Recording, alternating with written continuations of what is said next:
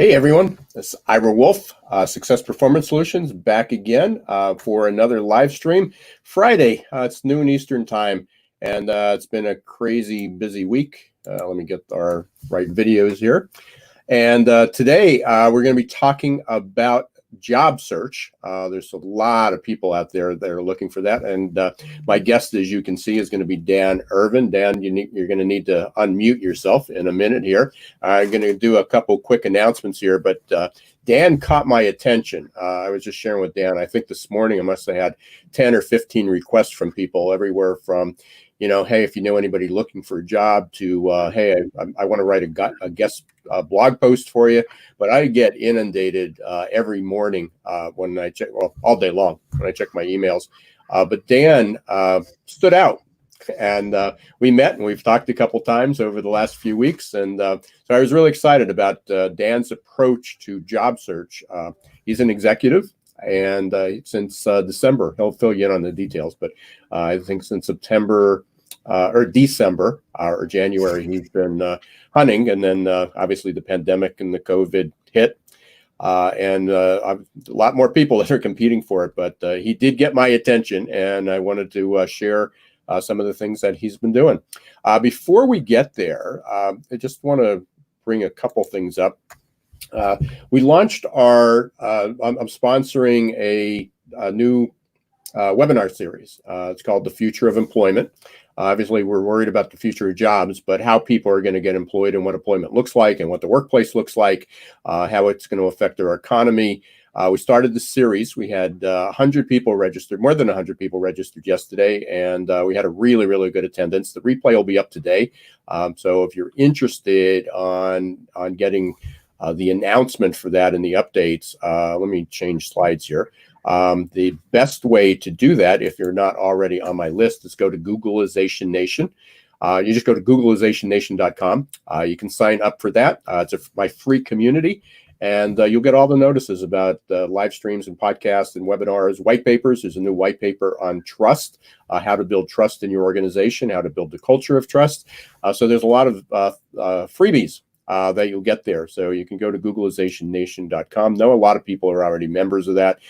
We have quite a large community, but that's the best way to get that. And then also, you can also just contact me too if you aren't a member and don't want to join, about the new email or about the next registration. So we're doing this on the 4th Thursday of each month. As I said, we just had it yesterday. Expect the unexpected next month on June 25th, 2020 at 2 p.m. Eastern time. Dr. Ed Gordon will be joining me again, and we're going to be talking about the new talent strategies about recruitment, what companies are going to have to do, and that obviously has to do with a lot with reskilling and upskilling and education too. So hopefully you'll be able to join us there. And then finally, I have so many resources, so many free things, white papers, ebooks, as I said, the live streams, podcast, online learning, a couple free courses. If you're interested, just go to bit.ly/free-resources-2020. I can't make that a hot link, but you can do that. And they're all listed on a single page. So hopefully you'll take advantage of that. And with that, no further delay, I wanted to bring on Dan Irvin. Dan's coming from Texas, I believe. Is that right, Dan? That's right. Yeah. Hey, thanks for having me on today. Really appreciate it. Yeah, I am in the North Dallas kind of suburb area. People are familiar with the Frisco area. That's where I'm coming from. Okay. And you guys are reopened partially, I think, from COVID pandemic, trying to get back to whatever normal is, right? Yeah, it's pretty close. Things are starting to slowly open, obviously with the limitations of capacity and those types of things. But hair salons actually opened 2 weeks ago. I think that was like the big news, right? Yeah, people getting their haircuts again. The uniformity of this is like zero. There is zero uniformity. because I'm in Pennsylvania, and we're starting to gradually reopen. I think June 4th, but hair salons are the opposite. Was the restaurants are starting to be able to, a lot of them are reopening for delivery. Some of them are going to have open seating, outside. But hair salons, barbershops, massage, and those types of places aren't allowed to open until July. Oh, wow. Where you did it first. We obviously are in desperate needs of haircuts. I won't turn my head too far. Well, the only reason I bring that up, I'm really. The last time my hair was hitting my collar was about 50 years ago in college. But my wife's a hairstylist. She owns her own business, and so that's close to us. And her trying to get back into the swing of things. She had 80 clients to reschedule, wow, which was crazy. Yeah, and I'm sure a lot of gray hairs were showing, and other things that they had to deal with. So I know that's an issue. So, hey, Dan, I think you froze up a little bit. Oh, there you are. Okay. Hey, I think you froze up a little bit. You got a burst of. Can you still hear me? Yeah, I can now. Yeah. You good? I don't know what's happening here. I'm having all sorts of weird issues. Can you hear me? I can hear you, Dan. So. Okay, I can hear you again. I don't know what's going on. Yeah, okay, sorry about that. Flip. It looked like you froze and so forth. So we're good. Hopefully, I had a smile on my face when I froze. Sometimes you get those like wonky looks. Yeah, so. I think I had a little bit of a bandwidth issue there, but we're good. So hey, before we let's jump in here. Kind of give a quick story of your background, and then I want to show people how you got my attention, and then we'll talk about many of the things that you're doing. Sure. Yeah, I'd love to. Thank you. And thanks again for having me today. I appreciate it. My background, I worked in a few different industries. For the last 3.5 years, I worked in the cybersecurity audit space as a chief operations officer for a 100% remote work environment, which has been pretty interesting, especially when all this COVID stuff happened. A lot of people are interested in kind of how to do that well. And I've been doing that with a team for almost 4 years. And so I've been working with a lot of different organizations and leaders on how to really communicate with your team and what to look for and really drive results in that environment. I think it can be a win-win when it's done well. Prior to that, I worked in higher education on the for-profit side for 12, 14 years. And so I was able to, go from the for-profit higher education space to cybersecurity, which are two different types of industries, really because what I focus on is people and processes. And that translates. That translates to any organization. For sure. And so that's what I'm looking for now. Yeah, transferable skills. That's what we talk about. So what can you take to other organizations? And by the way, for anybody who's listening, two things. The chat, we are monitoring the comments. Hopefully we'll be able to keep track of those. If you have any questions for Dan or myself, please put them in there, or comments, good, bad, indifferent. Let us know where you're calling from or where you're located right now. And we'll go from there.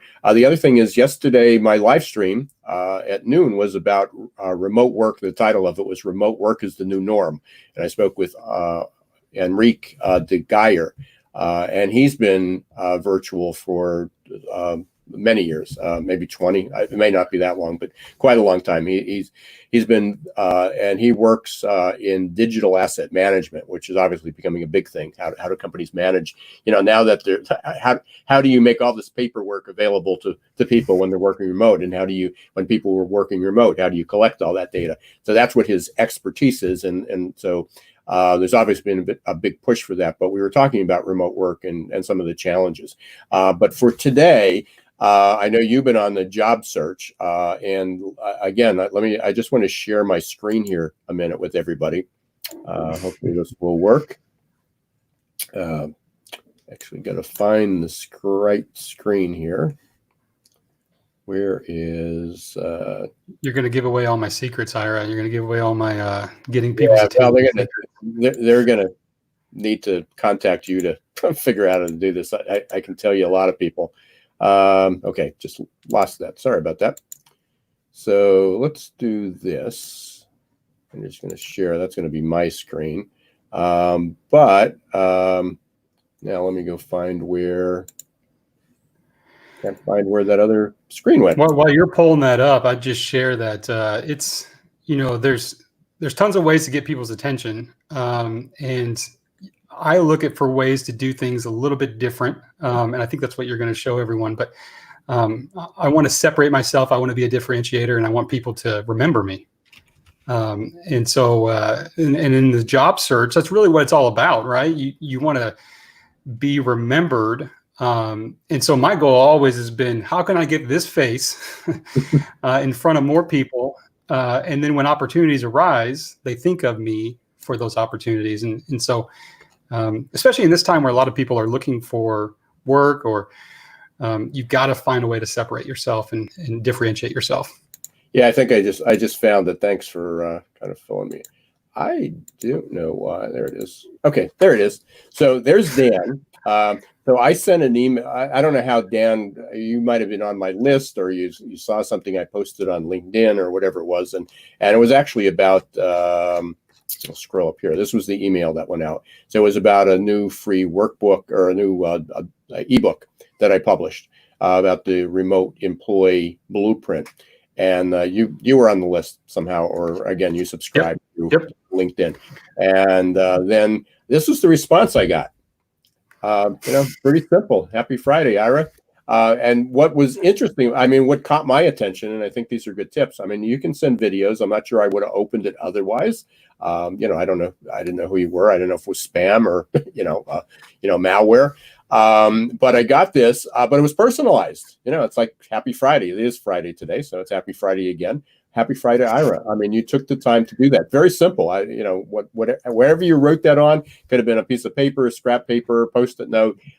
It was just personal, and you got my attention, and I listened to it, and we connected. So I think that's a real important part of what we, of just something simple and free. How do you, I get calls. How do I differentiate myself? How do I get found? How do I get a recruiter to get through that ATS? I've sent them, I contacted them. I heard the other day, it was actually a recommendation. I got to find where the link was, but they said, do not send your emails through Gmail, or your account direct to a recruiter. It just doesn't. And there are reasons, on security reasons and things, that it just doesn't get there, and people don't open them. And it's a good way to get your name not blacklisted, but not on their whitelist. So it's not intentionally a blacklist to be able to do that. So I'm sure there's people that will argue the other way around, that hey, if you want to get attention, email a recruiter directly. But by doing a short video like that, they're very easy, they're free. Everybody has the technology. Everybody who has a smartphone. If you don't have if you're of an age and you don't have a smartphone, if you're still working on a flip phone, then that's going to be a bigger problem finding jobs in this environment. But if you do have a flip phone, then you're a videographer. You got a video. Very easy to be able to do that. But you probably have a laptop or a webcam or a tablet. Or a webcam on your desktop that's able to do that. There's some free tools. I don't know what you use to do that, Dan. I should probably ask you rather than telling you what you might have used. Yeah, there are a ton of tools out there to be able to do that. And I actually help people figure that out. I help people figure out what's the best way to kind of create those videos, and within their budgets, and what do they have available. And so, connect with me and we can have a much more deeper discussion with that. The thought that I would tell you about the videos in particular is that I send more of those types of emails, Ira, to people every single day than I do actual text, typing emails for a few reasons. One, it's way easier. I don't have to type and then proofread it. And you have to put a shirt on. And these days we don't have to. That's true. But I guess you don't have to. It depends on, if you're high tech and you got a nice looking T-shirt, I guess you can do that. But and it also depends on who you're emailing to, right? I think in that email that I sent you, I just had whatever T-shirt I was wearing that day, because I was just trying to make an informal request of you and just connect with you. And I also send it to other friends and family that I have. I'll send a video. A, it's easier. B, it's just more fun. I just, even if you're not a video person, I always tell people when I'm coaching or consulting with them is, if you're concerned about sending email, just start by sending them to your friends and family, or a video through email. Start sending that way. And then lastly, and then what you touched on, Ira, is it gets people's attention. I mean, if you are looking through your email, and let's say, the average person gets what, 75, 100 emails a day? I wish. Least. I was going to say that's probably more my hourly rate. So. Right. And if you're scrolling through that, and there's a couple other tips and tricks that I use, right? Like my subject line is going to say video message from Dan Irvin, right? Mm-hmm. And so you're scrolling through that and you see that first of all subject, and then you might click on it, and then you see that preview of me doing this number, waving at you with, by the way, I have these little whiteboards, right? That I just, these glass whiteboards that I write on. Okay. To individualize it. Yeah. And again, I do probably 5 to 10 of those a day. Some to job opportunities, to recruiting managers, recruiters, for instance. Sometimes I do that, but you can do that through email. I also do that through LinkedIn. So I post a lot on LinkedIn. I hope that anyone that's watching this, go and connect with me. You can see a lot of the videos that I do there, just helping folks. But every new connection that I have, I send a video to, and I update that video every month. So we're closing in on the end of May here, and so I still have my May video that I'm using. But here in the next couple of days, I'm going to be recording my June video. But again, I send that to every new connection. If you think about this, Ira, I'm sure you get a ton of new connection requests every day. And oftentimes, I would imagine a lot of those are just kind of like either no message or love to connect with you, and then you hit connect and then you get sold something, or you get the canned responses, right? Mm-hmm. I always like when I get the canned responses that don't even make sense, right? Someone's like, ditto. Yeah, or like, ditto to what? Pitch. Or a sales pitch.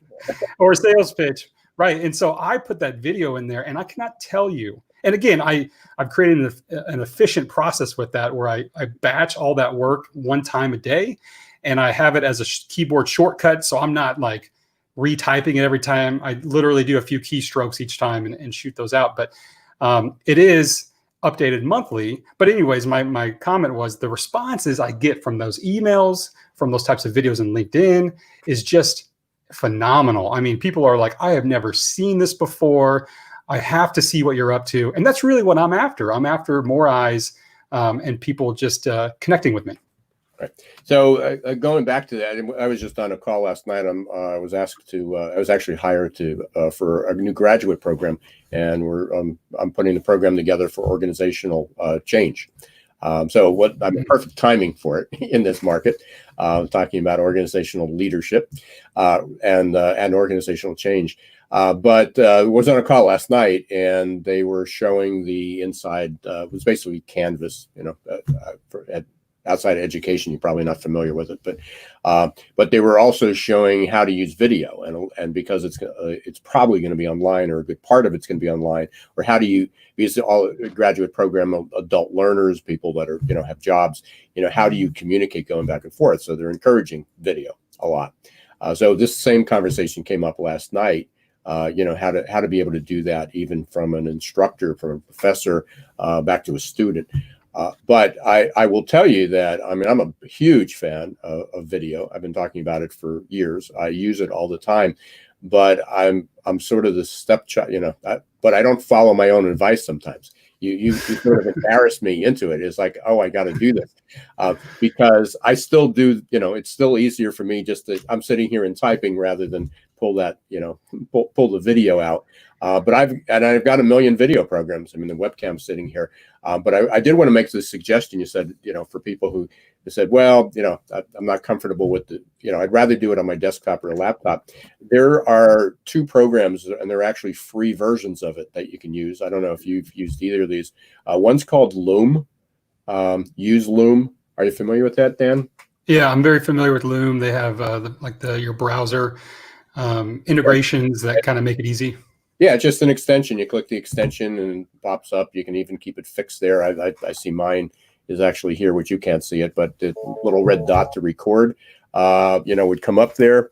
And basically all you have to do is you record a message, and then it actually gives you a URL link. So you can download it and you can upload it as you did, or you just take the URL and copy and paste it. So it's a very, very easy way to make those on the fly. If you don't have you don't need a lot of equipment. If you go to it's use Loom. I mean, it's called Loom, but it's useloom.com. Yeah. And the other one, the second one, because I wonder if it's the one I'm using. Go ahead. DUBB. Dub. Yeah, so that's another tool that I've looked into. I actually use, I think, what would be considered Dub's competitor, which is BombBomb. And how do you spell they that? actually BombBomb, like BOMB. Oh, okay. And I talk about it so much and I use it so much that they actually approved me to be an affiliate for them. And so when I talk about it, I share that affiliate link. But regardless, they actually make it super easy because again, you have your integrations right into your browser. But then also I don't know if Loom does this, Ira, but you can maybe share it with me. But BombBomb actually will integrate into your email client. And so it makes it super easy to just hit the button, record, and send it.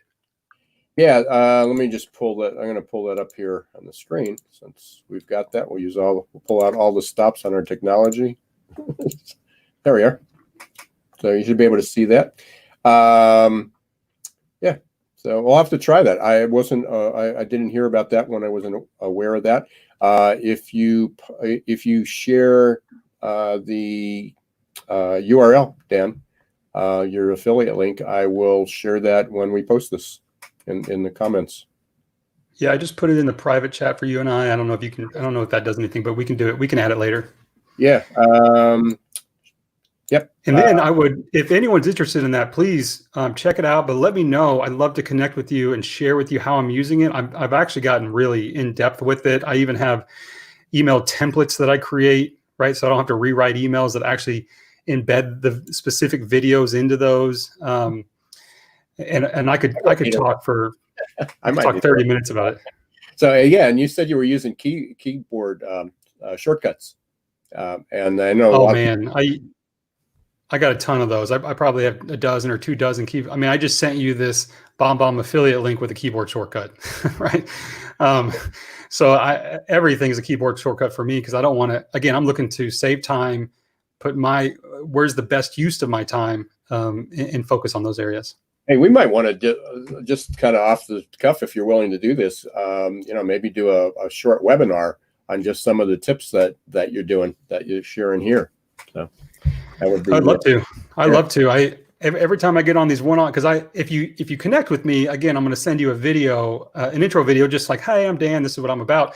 But then BombBomb actually allows you to put a little link in your video where people can click on. And so what I've done with that, again, this might be in that webinar, Ira, is that I've actually put a link to my Calendly page there so people can click on that and schedule a one-on-one time with me. And then I get those coming in every day to connect with new people. And then they get to choose what they want to talk about. I schedule a 30-minute time, and then we just talk about anything from leadership to tech tools to whatever's important to you. Well, I mean, that's it. Well, amazing. Yeah, we definitely are going to do this because I'm learning from you. That wasn't where I thought we were going to go with this, but right. How important. And again, most of these are, I know Loom has a free package. Dub, I don't know if BombBomb does, but they're all fairly inexpensive. But and I'm sure Loom on the paid versions, I'm sure they don't give you all these features, or Dub on the free version. As far as embedding personalization and everything. But I don't know, but I haven't been using it that way. So I can probably learn a lot from you. That's why I love beating this. So let's talk about a couple other things. You're obviously on a job search. There's 40 million people, at least 40 million people looking for jobs. There's probably a lot more than that are currently employed, and they may not be when PPP money runs out, or some of the bailout money, or if the economy continues to struggle. And everybody's going to be looking. So, we've talked, video is certainly one great way to be able to stand out. What are some of the other suggestions? And let me just share this. I saw this come across my desk this morning. And what caught my attention was called the quad bomb. It said one is, if you want to get attention, get a response. The first was email the person. Second was send them a LinkedIn request. Third was reach out on Facebook Messenger. And fourth was try to reach them on Twitter. So, so I'd probably alter that a little bit. I'd alter the first two steps a little bit. One, send an email, send a video email. Right. Yeah. And then number two, reach out to them on LinkedIn. I don't really, to be honest with you, I don't just go and search people. I used to, and I kind of consider that the shotgun approach, but I used to just go and try to link up with anyone and everyone that, even if I didn't have a relationship, my goal now is to actually try to establish a relationship. And so if there's, I have my target, I have two different lists. I have a target list of companies that I want to work for, and then I have a target list of maybe individuals that I want to be connected with. And each and every week I give time to go to that target list of companies and individuals, look at the content they're posting, and actually engage in that content, even if I'm not connected with them. I want them to get used to seeing me and seeing my name. And my goal is to actually get those people to connect with me because I've liked and shared and commented on their content that they're like, oh man, this guy's interested in what we're doing. I want to get to know him better. And sometimes that works and sometimes it doesn't. But that's the approach that I take. How can I develop a relationship with these companies or these individuals? And then once I've done that, then I can go in and actually request that connection, right? I can say, hey, I noticed that you posted about this topic and this topic and this topic. And those are things that are right up my alley. And I can actually add some something to the conversation other than, hey, I saw you, let's connect. Right. Yeah. And I think that's just so important because, again, there's a lot of people that have not had to look for work for a long time. If they did, it was certainly a lot easier market with low unemployment and people were struggling with attracting candidates. So this is good for the majority of people. This is going to be a completely new experience. And as much as I'm in the space, until you just mentioned that, I didn't even think, I wasn't even thinking of that way. How, as far as a new normal of job search, there are so many people that just are saying, well, the last time I looked, I have to redo my resume and I'm going to put it up on Indeed or Glassdoor or Monster or ZipRecruiter. And then it'll just be the same way it used to be. And not only are you going to be the needle and smaller than a needle in a haystack, but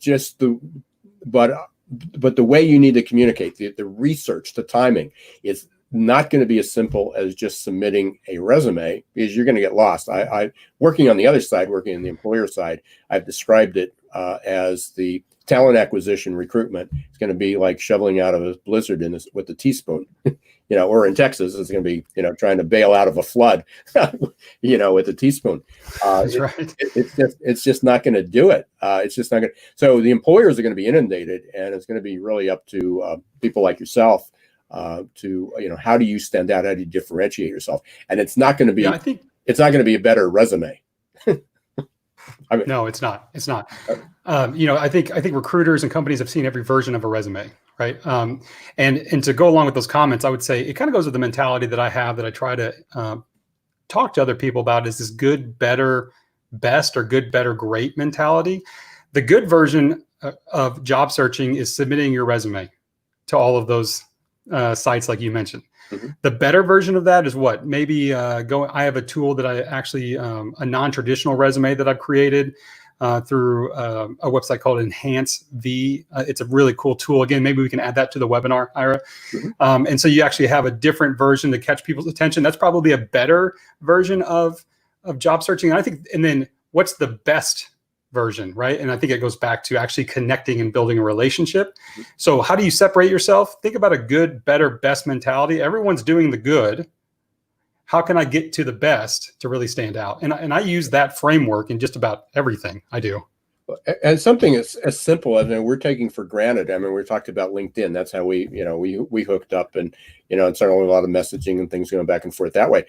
It just shocks me. I mean, in this day and age, and not that LinkedIn is the end all and be all. It is definitely not. But the first thing I do if I'm contacted, even as a customer or the prospect, is I'll go and see if I can connect with them on LinkedIn because I get to learn about them. I do a little research. How long they've been with the company? Where have they been before? Are there anything in common that we have? Are there people in common that we're connected with? It's so easy to do their research. It just blows my mind that there's I'll go up and look at somebody and they have 32 contacts or 32 connections. And well, that's the funny thing too, right? Because then let's say you're like, man, I got to connect with this recruiter on LinkedIn. So you go to LinkedIn, you try to connect with them. And then, for instance, like they have 32 contacts. Obviously, they're not that active. What I always do is go in, when you go to their profile, you can go down to the activity area, and you can actually look at all activity that person has done. And if that person hasn't done anything on LinkedIn for a couple of weeks or a month, that's not the platform to get their attention, right? You got to go a different route. Oh no, absolutely. But it still shocks me of how many people that are in this space, either wanting to connect, build collaborations, or get a job, or look for talent. That people are not actively using it. They're not actively connecting. And I understand that you may not want to have 25,000 connections.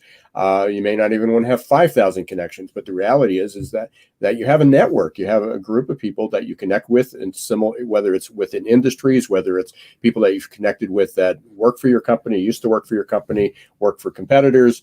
That's the name of the game. I mean, we're living in a distributed world overnight, but we're also, we need to be connected with people. So it's strange, and there are other platforms or other ways to be able to be connected, but it's still kind of you have to, right? You got to be connected. I mean, think about when I think of every job I've ever had, every career I've ever had over the last 20 years, none of those, for me anyways, were just blindly me walking into the company and applying. Every one of them, and there's only 4 or 5, but every one of them that I knew somebody that was there, right? There was already a relationship built that I could draw upon to get in the door. And it's going to be more so because, again, I was on a call, it's been about 2 weeks ago now. And, usually going back to my analogy about the shoveling out of a blizzard with a teaspoon, I shared that with somebody and they said, oh, I was just talking to a client today. And when he posted something on Indeed, he would get 25 to 50 responses. Maybe out of those, maybe there was a handful that were, legit. Now, how many is he getting? 1,300 in 24 hours. Right. Yeah. Right. And so part of that, what he did was he just took it down. He just he said, we're just too overwhelmed. He said, he hasn't been through them all, but, most of them weren't qualified. People were just desperate, looking for anything. So what happens when it comes a lot of smaller organizations that don't have the infrastructure and the systems to be able to do that? That's what we help people do, but there's a lot of businesses that weren't prepared for this. Is they're just going to say, oh, we're not going to use Indeed. What else should I use? So part of it is going back is they're going to have to do the legwork. But if you do have the qualifications, if you are a good candidate, how do you either rise to the top of the Indeeds, or how do you create that relationship ahead of time and be able to get somebody's attention? And you've really not only do you have tips, but you have a process for it. That you're a process. You really are a process guy. I know when we can talk, what this looks like, how do we connect? You have a process for it because, and I think that's incredibly valuable. And I think you're going to be able to share, help a lot of people, and hopefully along the way help yourself. For sure. Yeah, and there's I like to think, and I'm pretty secure in this thought that none of that happens by accident, right, Ira? I mean, the things that I'm doing, I'm really intentional about the space I'm creating for myself, just the connections I'm making.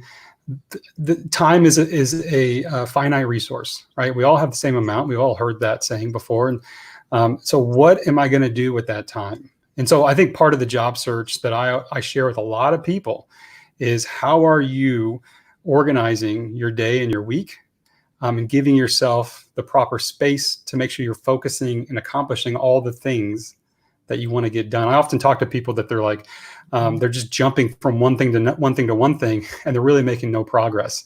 When I talk to people, I always use the phrase, I want to help you do more of the right things than just more things. I think there's this mentality of this busyness or this hustle fallacy where being busy is actually currency. I mean, I have to actually fight against it. Like even when you and I jumped on this call earlier, you asked me like, oh, how's it going in your world?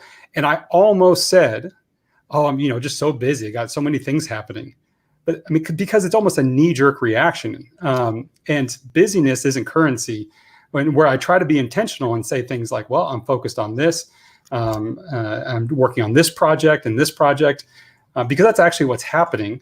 And it actually adds substance to the conversation. But again, if you're not organized in how you're dividing up your day, dividing up your week, there's just no way you can fit everything in, because you could just stay busy. Oh, absolutely. By the way, I wasn't ignoring you. I wasn't taking notes. I was actually jotting down some really important things you said, because my mind's like a sieve anymore. One is being busy is not currency. It's not current currency. Where in the past you were rewarded for being busy and being motivated, and you're always doing something. Right.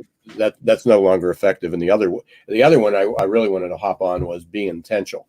Be intentional about this. I was listening to in between my live stream and my webinar yesterday, my own webinar. I was listening to another webinar. I have to go back because it was a full day thing, and I missed a lot of them. But they were talking about like even the gig economy, where people are going to be doing that. And they go, the gig economy, in order to thrive in the gig economy, you have to do it intentionally. It's not going to be a side hustle anymore. In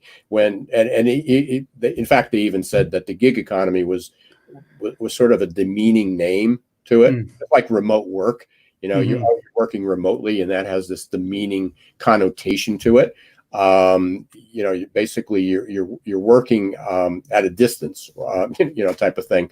Right. It's not the same, but what they talked about with the gig economy was that it's really on the on-demand economy, and rather than the gig, and the gig was sort of demeaning. But they said in order to get there, companies have to be intentional. It's like, oh, all these people are looking, now we can hire a bunch of part-time people. That's not going to work from an employer side. It's not going to work from a candidate side, from a job seeker side. You have to be intentional about it. It's not just what can I pick up today, as a part. I need some money today, because the future economy is going to be very fluid. It's going to be very virtual, very on demand. Jobs are going to change. Projects are going to change. Who you work for, you may have 4 employers at one time. It's so true. I mean, this might bleed into a little bit of your conversation you had yesterday about remote work, but I find it very interesting. Again, I mentioned earlier that I've been in this remote environment for 4 years, just about, and managing resources all over the country in a remote environment. I've seen it firsthand. I mean, things are moving that direction. What I find interesting is that now that we've all been forced into that space, how are companies being intentional? Because employers are likely seeing the benefits to employees being remote or in that hybrid, flexible type of working environment. But what's more important than that is that employees are seeing that they can do their work remotely. Many of them like doing it remotely, and their employer better continue to offer something like that, or they're going to go find one that will. Mm-hmm. And so, companies that are ahead of the curve, that are being intentional in how they're thinking about the future of the workforce, are considering these things. Yeah, and there's a lot of polls out there. One of them, Enrique de Geyer, on the live stream yesterday. You can, anybody who is interested, you can watch that on my YouTube channel, which is youtube.com/Ira Wolfe. It's also my activity list on LinkedIn. You can also watch it on Facebook. But he had mentioned, he had sent me a survey that was out there, and that there was 70% of the people that were surveyed. Now, can't say it was a huge survey, but 70% of the people that were surveyed said that they would permanently work remote. But 100% of people that were in the survey said that they would work remotely some of the time. So going back to this 5-day-a-week corporate office, there's certainly going to be certain jobs that you have to show up for work, but things that could have been done will be done remotely, somewhat by force, because I think, as we've talked about many times, is going back to a corporate job. Maybe going back to a smaller business will be different, but going back to a job in a corporate building that has an elevator, basically standing outside in line, especially in the summer, hot summer, waiting to get your temperature checked. And in fact, when you go in, because you're outside, your temperatures are going to be elevated. So you're going to be pulled aside. And then you're going to go to the elevator. And instead of having 15 people, oh, we can squeeze one more, come in. It's going to, no, you can't come in. We already have 3. So it's going to take hours to get up and down elevators. People are going to say, it's not so much fun coming back to work. I think I'm going to work 2 days a week. We'll go in or we'll stagger. So there's a lot to be worked out with. Hey, Dan, I've had you on here for over 40 minutes. We talked initially about 30. So but again, very engaging, very great conversation. I'm serious. I would love to pursue that idea about how to. You have a lot of great tips. I can probably learn a lot from you, but more importantly, so can all our listeners. So I'd love to set that up. Yeah, we'll talk about what the agenda looks like. We'll get that out there, and that'll be fun. I will post about BombBomb. I'll have your link in there. Perfect. Thank you. We'll put that there, and and again, I'll put your contact information. People can connect you with on LinkedIn as well. Any final thoughts for today? Yeah, this is an opportunity for us to really consider the actions that we're taking, the time that we're spending. If you're going to have to be in this environment and you're going to have to look for work, there's a good way to do it and there's a great way to do it. And so if you're going to have to be in the space, what I have found is that if you just take a little bit extra time to do it a little bit better, just that alone will separate you from the rest. And if you want to learn how to do that well, connect with me. I'd love to chat with you.